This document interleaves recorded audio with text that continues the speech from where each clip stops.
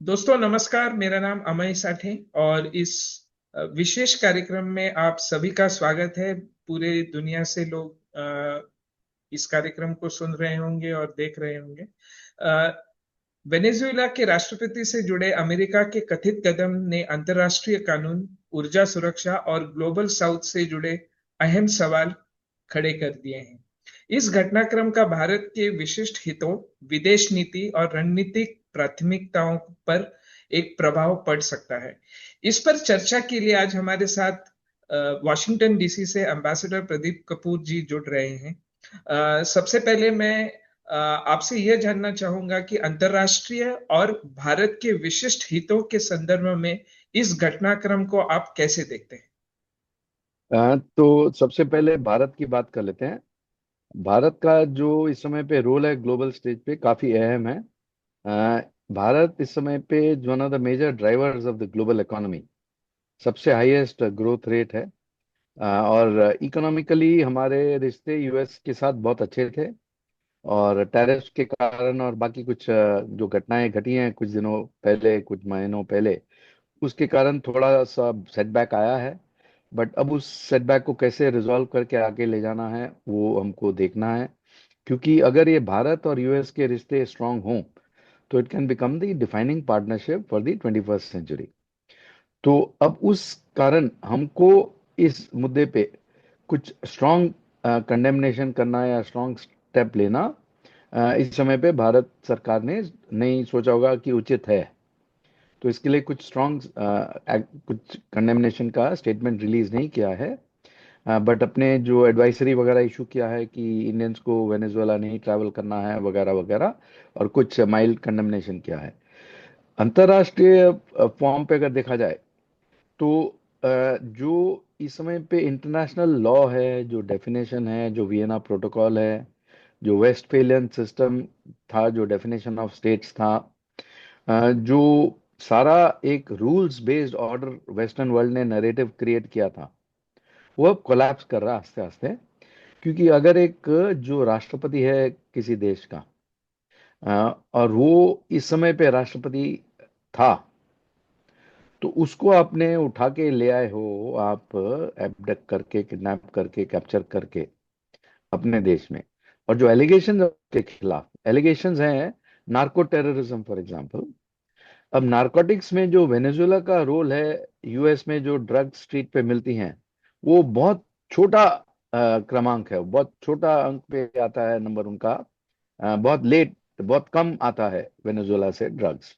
ज्यादा ड्रग्स आते हैं मेक्सिको से, और वो भी चाइना से जो लिंक है, चीन के साथ सोर्स होके, फिर कोलंबिया से आते हैं, फिर और कंट्री से आते हैं, फिर कहीं पे जाके वेनेजुएला का नंबर आता है। तो it is not a primary reason. Secondly, जो था उनको कि ये जो रिलेशंस हैं वेनेजुएला के, चीन के साथ बहुत गूढ़ हैं और रशिया के साथ अच्छे हैं, तो उसको कैसे इम्पैक्ट करना। थर्डली जो था मॉनरो डॉक्ट्रिन, जिसमें यूएस ने बहुत पहले कहा था कि वेस्टर्न हेमेस्फीयर में हमारा इन्फ्लुएंस है, ये जोन ऑफ इंटरेस्ट है हमारा और जोन ऑफ इन्फ्लुएंस रहेगा। तो उसमें लैटिन अमेरिका में पहले भी उन्होंने इंटरवेंशंस किए थे, अलग अलग कंट्रीज में। जहां पर चिली में मैं राजदूत था, वहां पर भी काफी साल पहले उन्होंने प्रेसिडेंट को हटवाया था, फिर वो मरा था, फिर वो दूसरे प्रेसिडेंट को इंस्टॉल किया था। सीआईए का इंजीनियर कू था। दूसरा, पानामा में मैनुअल नोरिएगा के खिलाफ एक्शन लिए थे। तो काफी जगह पे उन्होंने ऐसे किया है, ऐसी हरकत की है।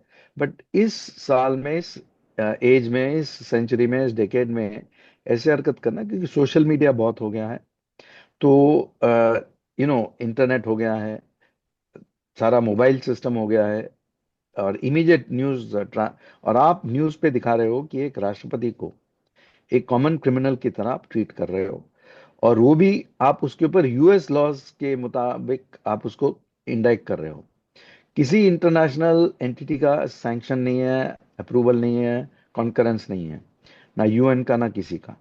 तो ये बहुत हद तक एक इशू, ऐसा मुद्दा बन जाएगा कि ये वेस्टर्न पावर्स का डिक्लाइनिंग शुरू हो जाएगा इसके कारण। क्योंकि अब बहुत सारे देश इसको क्वेश्चन करेंगे। सर, अगर इस पूरे घटनाक्रम को अगर आप देखें, क्योंकि आप तो यूएस में रहते हैं, वहाँ की मीडिया इसको कैसे प्रस्तुत कर रहा है, या उनका क्या पर्सपेक्टिव है इस पूरे घटनाक्रम पे?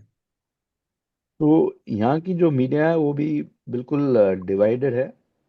पहले पार्टिजन लाइंस पे डिवाइडेड थी कंप्लीटली, कि अगर आप रिपब्लिकन पार्टी को सपोर्ट करते हो तो जो भी एडमिनिस्ट्रेशन कर रहा है वो ठीक है, और अगर आप डेमोक्रेट्स को सपोर्ट करते हो एज मीडिया हाउस तो जो भी एडमिनिस्ट्रेशन कर रहा है वो गलत है।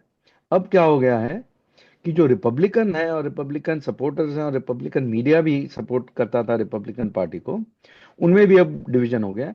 क्योंकि एक तो हार्डकोर मागा, जो मेक अमेरिका ग्रेट अगेन वाले सपोर्टर्स थे मीडिया में भी, उनका ये कहना था कि हैंड्स ऑफ पॉलिसी, कि हम अब किसी देश में इंटरवीन नहीं करेंगे, कोई युद्ध नहीं लड़ेंगे किसी के लिए, कहीं भी इन्वेड नहीं करेंगे, कहीं भी कुछ इंटरनेशनल एक्शन नहीं लेंगे। तो अब इसके बहुत खिलाफ है। बाकी कुछ सपोर्टर्स हैं रिपब्लिकन पार्टी के जो देखते हैं कि इसका जो फायदा होगा अमेरिका को कमर्शियल, क्योंकि अब जो ऑयल जायंट्स हैं, बिकॉज ये बेसिकली जो कारण था जैसे मैंने समझा कि नार्को टेररिज्म रिलेटेड नहीं था। नहीं था। Main one of the main reasons was energy, क्योंकि Venezuela is the country with the biggest natural resources of oil in the world today, number one country. और चीन के साथ उनके संबंध बहुत गूढ़ थे, और रशिया के साथ भी संबंध बहुत अच्छे थे।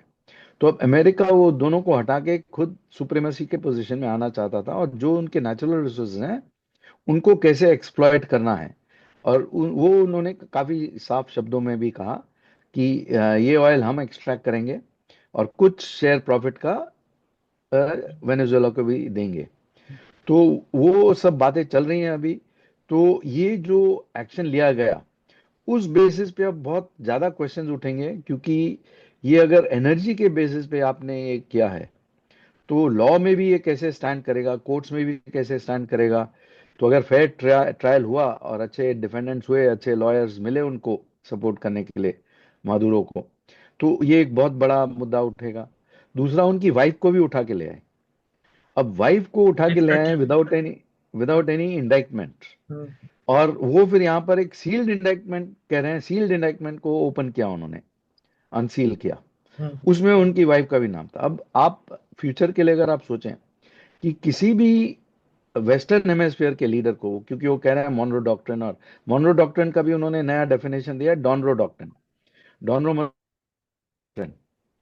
तो ऐसे डॉक्ट्रिन में अगर आप कोई भी लीडर को कह दें कि ये हमारे इंटरेस्ट के खिलाफ है, तो हम उसको उठा के लाके यहाँ पर अमेरिका के लॉज के हिसाब से ट्रीट करेंगे। कोई इंटरनेशनल सैंक्शन नहीं, कोई यूएन अप्रूवल नहीं, कोई कोलेशन ऑफ द विलिंग भी नहीं, कोई वेस्टर्न कंट्रीज का भी नहीं सपोर्ट। तो वो आप ऐसा करना शुरू कर दें तो उसमें ऑपोजिशन और भी बढ़ेगा। तो ये जो सारा घटना घट रही है उसका इम्पैक्ट तो बहुत सालों तक चलेगा। बहुत चर्चा होगी इस पे, बहुत पेपर्स लिखे जाएंगे, और बहुत चेंजेस आएंगे दुनिया में। Thank you ambassador Pradeep Kapoor, आपने इस पूरे घटनाक्रम को बड़े अच्छे से दर्शकों के लिए आपने उसको अच्छे से रखा। यह घटनाक्रम हमें याद दिलाता है कि अंतर्राष्ट्रीय रणनीति में शक्ति और नियम दोनों का महत्व है। आप सभी को इस प्रोग्राम में आपको ये कैसा लगा, आप जरूर अपने कमेंट्स में इसमें लिखें, इसको शेयर करें। और अम्बेसडर प्रदीप कपूर, आपका बहुत बहुत धन्यवाद। हम हमारे साथ यूएसए से आप जुड़े, और मैं इस प्रोग्राम का यहीं विराम देता हूं। और आपसे फिर एक नए विषय को लेके फिर से हम जुड़ेंगे। धन्यवाद। नमस्कार। नमस्कार।